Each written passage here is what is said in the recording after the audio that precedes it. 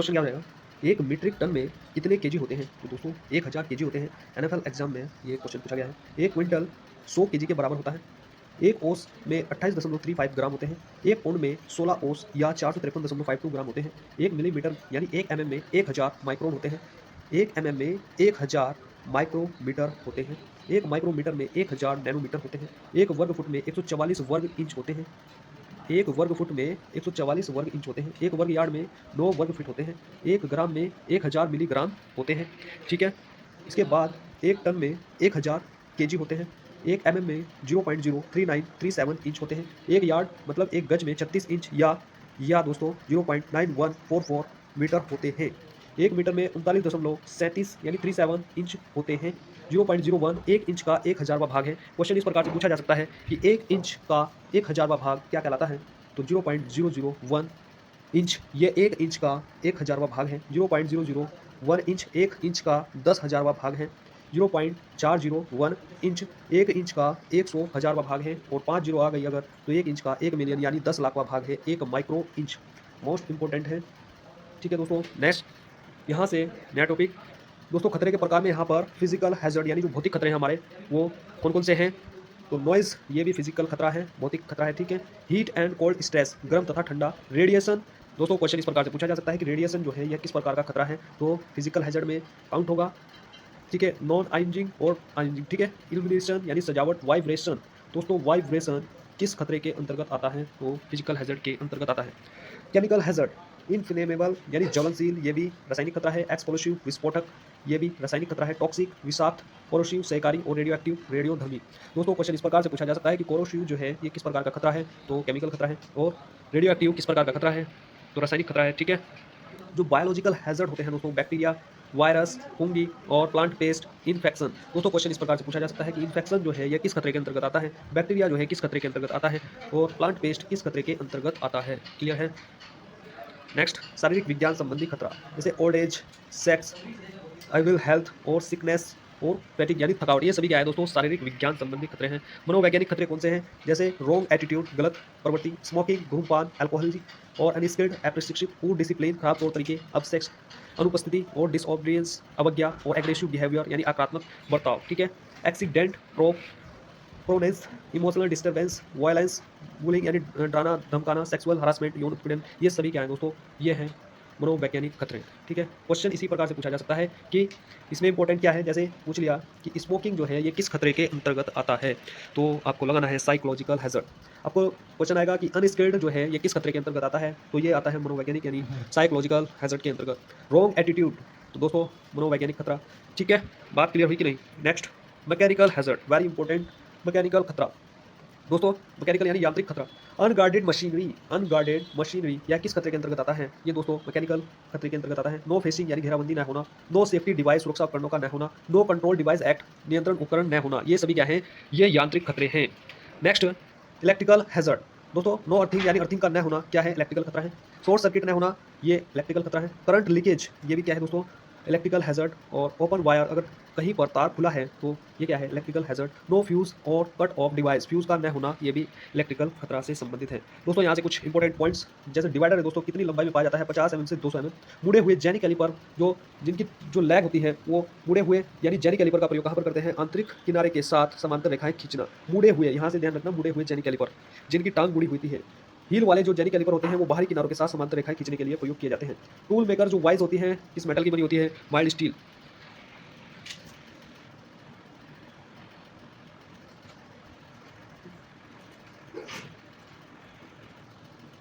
Tool maker जो wise होती है किस धातु की बनी होती है?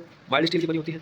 नेक्स्ट दोस्तों यहाँ से नेक्स्ट है हैमर जो होता है, हैमर कितने वजन में पाए जाते हैं? 125 से 1500 ग्राम तक पाए जाते हैं। Engineer hammer, most important, engineer hammer का जो वजन होता है दोस्तों कितना होता है? 250 ग्राम।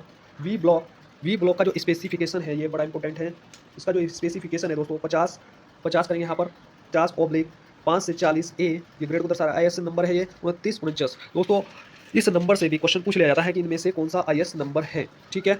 ये दर्शा रहा है इसमें बंधने वाले जॉब के व्यास को, और ये क्या है? वी ब्लॉक की लंबाई। बात क्लियर हुई कि नहीं? नेक्स्ट, क्रोसपिन हैमर, एक दिशा में धातु को फैलाने के लिए। क्वेश्चन सेम टू सेम छपाएगा, कहेगा कि एक दिशा में धातु को फैलाने के लिए कौन सा hammer? Cross pin hammer. Straight pin hammer कोनों पर कार्य को करने के लिए, कॉर्नर पर कार्य को करने के लिए इसका इस हैमर का प्रयोग करते हैं, state pin hammer. Next topic यहाँ से दोस्तों हेक्सा ब्लेड जो होता है, ग्रेड कितने ग्रेड में, कोर्स, मीडियम, फाइन। पिच होगी 1.8, ये निम्मी के अकॉर्डिंग है दोस्तों, ठीक है। मीडियम 1.4 से 1.0 mm और फाइन में 0.8 mm।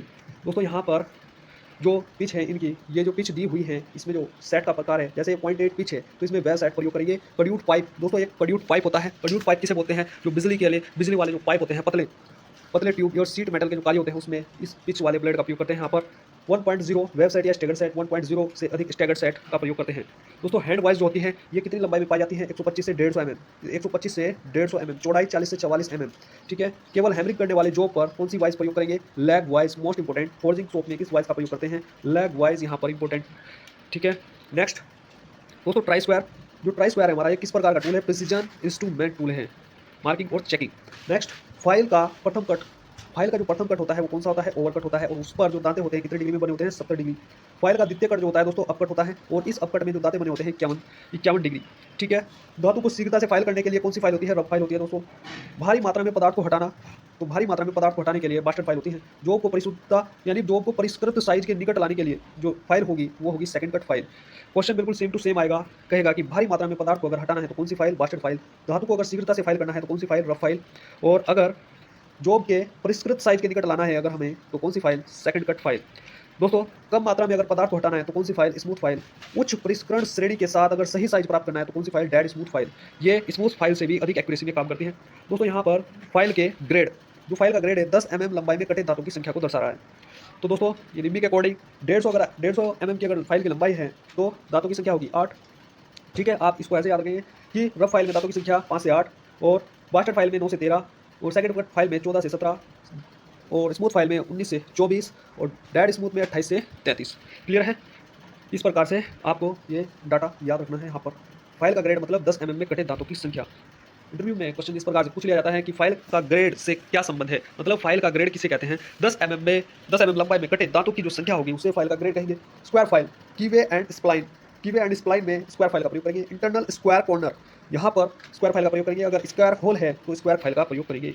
हैंड फाइल दोस्तों, हैंड फाइल जो पहले से फिनिश की गई सरफेस होती है, जो किसी 90 डिग्री एंगल में बनी हो, उसको फाइलिंग करने के लिए हैंड फाइल का प्रयोग करते हैं। अगर मान लीजिए ये इस प्रकार से स्क्वायर है, स्क्वायर पीस है, इसके अंदर हमें क्या करना है? स्टेप बनाना है, स्टेप। तो यहाँ पर जो फाइल यूज़ करेंगे हम 90 डिग्री में, तो ये फाइल होगी हैंड फाइल। या आपको अगर स्टेप जॉब बनाना है यहाँ पर इस प्रकार से, यहाँ पर जो फाइल यूज़ करेंगे वो हैंड फाइल यूज़ करेंगे। दोस्तों बात क्लियर है कि नहीं? टेंगुलर फाइल 60 डिग्री से अधिक के कोण को फाइलिंग करने के लिए ग्रेड के अनुसार जो फाइल होंगे वो बास्टर्ड, और इसमें कट होंगे 0, और स्मूथ में जो कट होंगे दोस्तों वो होंगे 2। क्वेश्चन इस प्रकार से पूछ लिया जाता है कि ग्रेड के अनुसार जो बास्टर्ड फाइल है उसमें जो कट होंगे वो कितने होंगे? 0, और स्मूथ जो फाइल होगी उसमें कट की संख्या कितनी होगी? 2। नेक्स्ट निडल फाइल लेंथ कितनी होती है? 120 से 180 mm। रिफलर फाइल का प्रयोग कहाँ पर करते हैं दोस्तों? डाई सिंकिंग में करते हैं, एवर इनग्रीविंग में करते हैं। दोस्तों एक एक वर्ड यहाँ पर इंपॉर्टेंट है। सिल्वर स्मिथ वर्क में इस फाइल का प्रयोग करते हैं। कहाँ पर? डाई सिंकिंग, इनग्रीविंग और silver Smith work. Mills of file कहाँ पर प्रयोग करते हैं दोस्तों? ये जो ऊपर गोलाई में दांत बने होते हैं, लकड़ी के कार्यों में आरी के दांतों की धार लगाने के लिए इस फाइल का प्रयोग करते हैं। दोस्तों क्रॉसिंग फाइल, प्रत्येक साइड पर डिफरेंट क्या होता है? कर्व होता है। इसका दूसरा नाम जो होता है फिश बैक फाइल होता है। क्या होता है? Fish back file. दोस्तों एक एक क्वेश्चन यहाँ पर इंपॉर्टेंट उठाया गया है। क्रॉसिंग जो फाइल है इसका अदर नेम क्या है? Fish back file.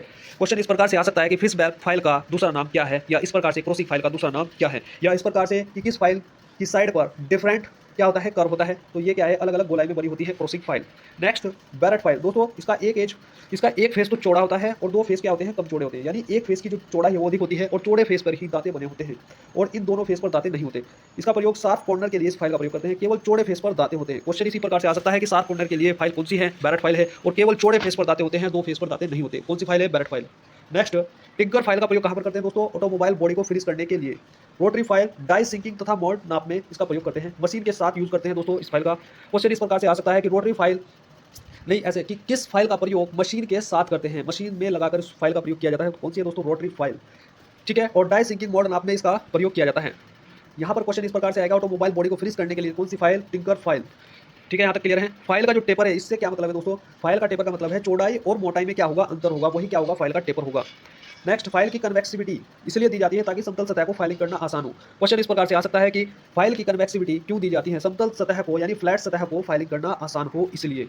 फाइल की पिनिंग का अर्थ क्या है दोस्तों? फाइल की पिनिंग का अर्थ है कोपर स्ट्रिप से रगड़कर उसको हटाया जाता है। फाइल की पिनिंग मतलब फाइल जो होती है दोस्तों, उस पर जो दांतें बने होते हैं, उस दांतों में चिप्स फंस जाते हैं। उसमें चिप्स को फंसना ही, फाइल में चिप्स का फंसना ही दोस्तों क्या कहलाता है? पिनिंग कहलाता है। क्लियर है यहाँ तक? फंडामेंटल यूनिट दोस्तों, फंडामेंटल यूनिट कौन कौन सी होती है? जो हमारी मूल इकाई है वो कौन कौन सी है? लंबाई है, द्रव्यमान है और समय है। ठीक है, ये फंडामेंटल यूनिट है। और दोस्तों एसआई पद्धति में दोस्तों भौतिक राशियाँ कितनी होती है? जो मूल राशि होती है हमारी, मूल राशि होती है 7। लंबाई, द्रव्यमान, समय, विद्युत धारा, ताप, ज्योति तीव्रता और पदार्थ की मात्रा। ठीक, और ये इनके मात्रक, लंबाई का मात्रक मीटर है, द्रव्यमान का मात्रक किलोग्राम है, समय का मात्रक सेकंड है, विद्युत धारा का मात्रक एम्पियर, ताप का मात्रक केल्विन, ज्योति तीव्रता का मात्रक कैंडेला और पदार्थ की मात्रा का जो मात्रक है वो मोल है। ठीक, और इनके प्रतीक है, लंबाई को मीटर से प्रदर्शित किया जाता है, द्रव्यमान को किलोग्राम से, और नहीं, ये इसके प्रतीक है दोस्तों, जो मात्रक है ना, मात्रक के प्रतीक है। किलोग्राम को केजी से, सेकंड को एस से, एम्पियर को कैपिटल ए से, और केल्विन को कैपिटल के से, कैंडेला को कैपिटल सी और स्मॉल डी से, और दोस्तों मोल को MOL से प्रदर्शित करते हैं। ठीक है दोस्तों, यहाँ तक क्लियर है? और ये भी इंपॉर्टेंट है दोस्तों, एसआई पद्धति में जो है, जो भार का मात्रक दोस्तों वो न्यूटन होता है। क्वेश्चन थ्योरी में भी ये पूछ लिया जाता है।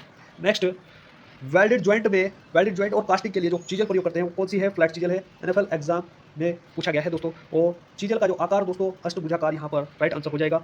ठीक है, यहाँ तक क्लियर दोस्तों? नेक्स्ट, ये चीजल को दर्शाया गया है यहाँ पर कि चीजल जो है कब धातु को काटेगी। ठीक, अगर आप देखें दोस्तों, ये चीजल को, अगर इसका ये जो झुकाव कोण है, एंगल ऑफ इंक्लिनेशन, अगर ये लो होगा ना, ये लो होगा तो क्या होगा दोस्तों? ये चीजल जो है इस प्रकार से तिरछी होती चली जाएगी, मतलब प्रॉपर वे में धातु को नहीं काटेगी। ठीक, स्लिप करेगी ये। और यहाँ पर क्या बताया गया है? एंगल ऑफ इंक्लिनेशन अगर हाई होगा तो क्या हो जाएगा? ये गड्ढा कर देगी। सतह पर गड्ढा कब होगा दोस्तों चीजल के द्वारा? जब एंगल ऑफ इंक्लिनेशन हाई होगा। ठीक, बात क्लियर? अब यहाँ से इंपॉर्टेंट चार्ट है दोस्तों, ये सेम टू सेम छपता है यहाँ से। जैसे ये है मेटल, यहाँ पर है पॉइंट एंगल, यहाँ पर है इंक्लिनेशन एंगल। दोस्तों देखिए, जैसे अगर धातु है हमारे पास हाई कार्बन स्टील के लिए चीजल का पॉइंट एंगल कितना होगा? हाई कार्बन स्टील के लिए चीजल का पॉइंट एंगल होगा 65 डिग्री, और इसका एंगल ऑफ इंक्लिनेशन एंगल कितना होगा दोस्तों? 39.5 डिग्री। ठीक, क्लियर है? यहाँ तक क्लियर? एक पॉइंट हमें याद रखना है और फिर ऑटोमेटिक याद होते चले जाएंगे। ठीक है, कास्ट आयरन है दोस्तों, कास्ट आयरन का जो पॉइंट एंगल है 60 डिग्री है। ठीक है, और झुकाव कोण कितना है दोस्तों? 37 डिग्री है। ठीक है, यहाँ पर दोस्तों देखिए, यहाँ पर हो रहा है 39.5। अब इसमें से 2.5 माइनस कर दिया, यहाँ पर ये हो गया 37। फिर 2.5 माइनस करेंगे, ये हो जाएगा 34, 34.5। फिर 2.5 माइनस करेंगे, ये हो जाएगा 32। यहाँ से 7 माइनस करेंगे, ये हो जाएगा 22। यहाँ पर 2.5 ही माइनस किया हमने, यहाँ पर ये 29.5 आया। 29.5 में से फिर हम 7 को माइनस करेंगे, लास्ट डिजिट आएगी 2 यानी 22 डिग्री आएगी। ठीक है, बात क्लियर है कि नहीं दोस्तों? 2.5 माइनस करना है एंगल ऑफ इंक्लिनेशन में, और यहाँ पर 5 का हमें क्या करना है? डिफरेंस करना है। और जब 45 आ जाएगा फिर 15 का माइनस करना है, 30 डिग्री। ये इस प्रकार से ट्रिक है याद करने की। दोबारा से मैं आपको बता देता हूँ, जैसे हाई कार्बन स्टील आया तो 65 डिग्री, ये हमें याद रखना ही होगा।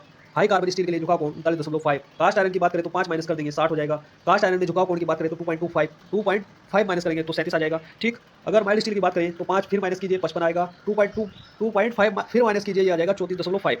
अब यहाँ पर ब्रास है, ब्रास में फिर 5 माइनस कीजिए, यहाँ पर 50 आ जाएगा। फिर 2.5 माइनस कीजिए, यहाँ पर 32 आ जाएगा। ठीक, कॉपर के लिए बात कर रहे हैं तो यहाँ पर फिर 5 माइनस कीजिए, ये आ जाएगा 45। फिर 2.5 माइनस कीजिए, ये आ जाएगा 29.5। यहाँ पर जब आप एल्यूमिनियम की बात कर रहे हैं तो एल्यूमिनियम में 45 में से 15 को माइनस करना है, 30 आ जाएगा। यहाँ पर 7 माइनस करना है तो 22 डिग्री आ जाएगा। ठीक है, क्वेश्चन देखिए अब किस प्रकार से आएगा। क्वेश्चन आएगा दोस्तों, कास्ट आयरन के लिए झुकाव कोण कितना है? चीजल का झुकाव कोण कितना है? तो आप क्या लगाएंगे? 37 डिग्री। क्वेश्चन आएगा ब्रास के लिए चीजल का पॉइंट एंगल 50 डिग्री। क्वेश्चन आएगा हाई कार्बन स्टील के लिए झुकाव कोण, चीजल का झुकाव कोण 39.5 डिग्री। एल्यूमिनियम के लिए चीजल का पॉइंट एंगल 30 डिग्री। एल्यूमिनियम के लिए चीजल का झुकाव कोण 22 डिग्री। क्लियर है? नेक्स्ट, टूल रेस्ट के बीच की दूरी कितनी होती है? 2 mm। ठीक, chisel head, mushroom head, chisel का जो हेड है दोस्तों, मशरूम अगर हेड हो गया है, मशरूम हेड किसे कहते हैं? ये चीजल है, और चीजल पर जब लगातार हैमरिंग की जाती है तो इसका जो हेड है दोस्तों इस प्रकार से साइड से इस प्रकार से ये फैल जाता है। इसको क्या कहते हैं? Mushroom head. और इसको किसके द्वारा ठीक करते हैं? ग्राइंडर के द्वारा। व्हाइट वाश जो है दोस्तों, ये रफ फोर्जिंग के लिए प्रयोग करते हैं। व्हाइट वाश यानी मार्किंग मीडिया और कास्टिंग जो पर भी व्हाइट वाश का प्रयोग करते हैं। मार्किंग ब्लू जो मार्किंग मीडिया है दोस्तों, मशीन सरफेस पर यूज करते हैं। Prussian blue most important marking media दोस्तों, इसरो IPRC में ये क्वेश्चन पूछा गया है। वेरी क्लीन लाइन अगर होगी वहाँ पर प्रिशियन ब्लू का प्रयोग करेंगे। मशीन अगर सरफेस होगी तो वहाँ पर प्रिशियन ब्लू का प्रयोग करेंगे। सूखने में अधिक समय लेता है कौन? प्रिशियन ब्लू। ठीक है, नेक्स्ट, सेलुलोज लेकर तेजी से सूखता है यानी जल्दी सूख जाता है, विभिन्न रंगों में पाया जाता है दोस्तों सेलुलोज लेकर। ठीक है, नेक्स्ट यहाँ पर एंगल प्लेट है। एंगल प्लेट कितने नंबर में पाई जाती है दोस्तों? एंगल प्लेट 1 से 10 नंबर में पाई जाती है। इंपॉर्टेंट सारणी, अगर साइज 1 की बात करें तो लंबाई होगी 125, साइज अगर 10 की बात करें तो ये लेंथ होगी 2800। ठीक है, साइज 1 में ही अगर इसका बात करें, साइज नंबर 1 नंबर, अगर नंबर प्लेट 1 की बात करें तो लंबाई 125, चौड़ाई 75 और ऊंचाई 100। नंबर 2 की बात करें तो 175, 100 और 125। ठीक है, इस प्रकार से आप याद रख सकते हैं। नेक्स्ट है तांबा जो होता है दोस्तों, तांबे का रंग होता है लाल, और माइल्ड स्टील नीला और काला। इसका कलर कैसा है? नीला और काला। भौतिक गुण दोस्तों, नेक्स्ट टाइप है यहाँ पर धातुओं के भौतिक गुण। धातुओं के जो भौतिक गुण होते हैं दोस्तों, जैसे रंग हो गया, वेट यानी भार हो गया, स्ट्रक्चर यानी संरचना हो गया, कंडक्टिविटी यानी चालकता हो गया, मैग्नेटिक प्रॉपर्टी यानी चुंबकीय गुण हो गया, और फ्यूसिबिलिटी यानी गलनीयता हो गया यहाँ पर। ठीक दोस्तों, इस प्रकार से क्वेश्चन पूछा जा सकता है कि स्ट्रक्चर जो है, स्ट्रक्चर ये धातु का कौन सा गुण है? ये भौतिक गुण है दोस्तों। कलर पूछा जा सकता है कि रंग जो है ये धातु का कौन सा गुण है? तो ये भौतिक गुण है। पूछा जा सकता है गलनीयता यानी फ्यूसिबिलिटी धातु का कौन सा गुण है? भौतिक गुण है। मैग्नेटिक प्रॉपर्टी ये धातु का कौन सा गुण है? भौतिक गुण है। क्लियर है? नेक्स्ट, रोट आयरन प्लस अगर एल्यूमिनियम है तो इसकी संरचना कैसी होगी? रोट आयरन की भी और एल्यूमिनियम की भी, इन दोनों की संरचना कैसी होगी? फाइबर यानी रेशेदार। क्वेश्चन इस प्रकार से पूछा जाता है कि एल्यूमिनियम की संरचना कैसी होती है, तो फाइबर लिखेंगे, और फाइबर को ही हिंदी में क्या कहते हैं दोस्तों? रेशेदार। क्वेश्चन पूछा जा सकता है कि रोट आयरन की संरचना कैसी होगी? फाइबर। ठीक, रेशेदार। ढलवा लोहा दोस्तों, ढलवा लोहा यानी कास्ट आयरन और ब्रास, इनकी संरचना कैसी होती है? दानेदार यानी ग्रेनुलर, निम्मी के अकॉर्डिंग। ठीक है, बलवीर सिंह में ये क्वेश्चन का आंसर है ढलवा लोहा यानी कास्ट आयरन की संरचना क्रिस्टलाइन। क्लियर है? नेक्स्ट यहाँ पर इंपॉर्टेंट धातुओं के मैकेनिकल यानी यांत्रिक गुण। दोस्तों मोस्ट इंपॉर्टेंट, जैसे पूछा जा सकता है कि डक्टिलिटी धातु का कौन सा गुण है? यह है यांत्रिक गुण। मैलिबिलिटी ये धातु का मैकेनिकल यानी यांत्रिक गुण है। हार्ड रेस ये भी धातु का कौन सा गुण है दोस्तों? यांत्रिक गुण है। पूछा जा सकता है कि टेनासिटी धातु का कौन सा गुण है? यांत्रिक गुण है। इलास्टिसिटी धातु का कौन सा गुण है? तो यांत्रिक गुण है। ब्रिटलनेस धातु का कौन सा गुण है? यांत्रिक गुण है। टफनेस धातु का कौन सा गुण है? यांत्रिक गुण है। ठीक है, याद रहेगा दोस्तों। नेक्स्ट यहाँ से इंपॉर्टेंट दोस्तों, अति महत्वपूर्ण सेम टू सेम क्वेश्चन छपेगा। जैसे कहा गया है कि सोना जो है, सोने का घनत्व कितना होता है दोस्तों? 19.3 ग्राम पर सेंटीमीटर क्यूब। अगर ऑप्शन जो है, ऑप्शन में अगर ये ग्राम पर सेंटीमीटर क्यूब नहीं है तो वहाँ पर होगा 19,300 kg पर मीटर क्यूब। ये ग्राम को चेंज करते हैं यहाँ पर किलोग्राम में, 1000 से गुना करके। ठीक, किलोग्राम और सेंटीमीटर क्यूब को मीटर क्यूब में चेंज किया यहाँ पर। टंगस्टन का जो घनत्व है 19.25 ग्राम पर सेंटीमीटर क्यूब, और यहाँ पर चेंज कर दिया 19,250 किलोग्राम पर मीटर क्यूब। लेड का जो घनत्व होता है दोस्तों 11.34 ग्राम पर सेंटीमीटर क्यूब, 11,340 किलोग्राम पर मीटर क्यूब। चांदी यानी सिल्वर का जो घनत्व है 10.449 ग्राम पर सेंटीमीटर क्यूब, 10,490 किलोग्राम पर मीटर क्यूब। कॉपर का 8.96 ग्राम पर सेंटीमीटर क्यूब, 8,960 ग्राम पर मीटर क्यूब। माइल्ड स्टील का जो घनत्व है 7.8 ग्राम पर सेंटीमीटर क्यूब और 7,800 किलोग्राम पर मीटर क्यूब। एल्यूमिनियम का घनत्व कितना होता है? 2.7 ग्राम पर सेंटीमीटर क्यूब और 2700 किलोग्राम पर मीटर क्यूब। दोस्तों अति महत्वपूर्ण है, याद रखिए आप सभी लोग। ठीक है, और आज के इस वीडियो में इतना ही दोस्तों। वीडियो को ज़्यादा से ज़्यादा शेयर कीजिए। मिलते हैं नेक्स्ट वीडियो में, तब तक के लिए धन्यवाद।